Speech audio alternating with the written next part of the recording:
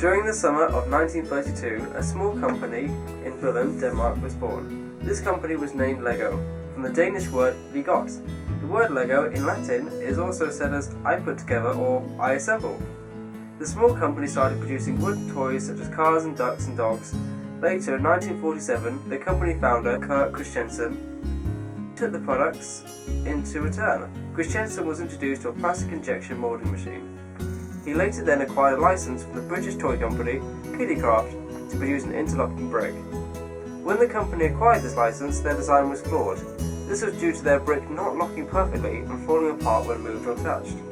In 1958, the design was greatly improved upon due to hollow tubes being added to strengthen the brick's locking ability. From this point on, the Lego Group's future was only looking good for them, introducing themes such as Technic, Castle, Town, and Space in the late 1970s. These themes were the very first themes for Lego, and introducing minifigures to their products. The minifigures have since become a cult classic, becoming a Lego staple in their sets. In most cases, a major selling point is this due to their collectability. The Lego Group was already going uphill from this point, showing new themes such as Star Wars and Winnie the Pooh. In the late 90s and early 2000s, the Lego Group tried experimenting with these themes, and this proved lethal towards the Lego company's profits, losing $174 million in 2004 alone. This is due to their products not being interesting enough for young children. The Lego CEO, Kurt Christiansen, later resigned, being replaced by the first CEO not being a family member, Jörgen Vidkunstock. This proved to help the Lego Group's profits. The profits increased to $99 million in 2009, which has seemed to greatly improve from the decreased profits in the early 2000s. This was due to the creative licenses such as Power Miners and Lego games being introduced, as well as the Star Wars and Indiana Jones franchises. In 2014, Lego had a rise in popularity due to the popular animation film The Lego Movie. The Lego Movie proved to be a hit amongst the box office, racking an estimated $469.4 million. This resulted in an increase in popularity in the toy sets. Since the early 2000s, Lego fans, or AFOLs, have rapidly increasing. These fans have also been obsessed with the brick, with an average fan being around 35 to 44 years old, and a range spending over £100 a month purely on Lego sets. So why do adults love Lego?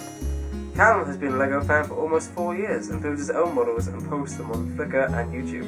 Callum makes a variety of models such as figures, vehicles and buildings. Well, when I was little, it looked really cool, so I thought I'd continue with that into my teenage years, and it sort of delved from there and turned into something that I couldn't control.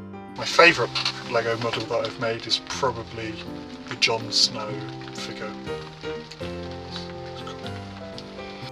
I don't think people like Lego because it looks babyish and they don't understand the actual use for it, or they get too stressed and it's therapeutic. My building process for Lego is searching up images on Google first, then looking at the images, possibly, experimenting with the bricks first of all, and then finally actually getting to it and building the model. Maybe sometimes draw out layouts and things, but mostly research is quite important into the building process. I guess there isn't anything about Lego I don't like. I think it's really good. It helps you be creative, and I think it's just great at any age, and it doesn't matter how old you are, how young you need to be. I think it's great to think about and visualise your ideas. It's great. My favourite Lego theme is Lego Lord of the Rings. They've got great figures and sets. It's just great play features for young children. It's great. So when I was about 13, I was collecting Lego quite a bit, buying the sets, and then I realised that I had too much, so I had to buy a shed.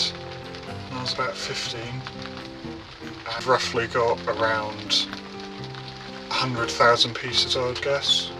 Through all the boxes, I've got about 100 boxes of Lego and sets lying around. If I'd tell anyone to get into Lego, I'd tell them not to. because it's too expensive and it's just quite a lot of room. But if you were, buy a shed. Various websites have featured my Lego and it gets quite a lot of fan recognition and they quite like it. My Lego addiction has had on my friends and family is that I talk about it all the time unfortunately, and they get quite mad and they don't really like me. So that's why I go down here. Hello darkness, my old friend, I've come to talk with you again. So they sort of understand it sometimes, but most of the time it just goes over their head. The Lego company has gone through major ups and falls through the years, having next to no profit and then having a turnaround due to a new management in the company. But for the time being, the Lego group only seems to be going up from here on.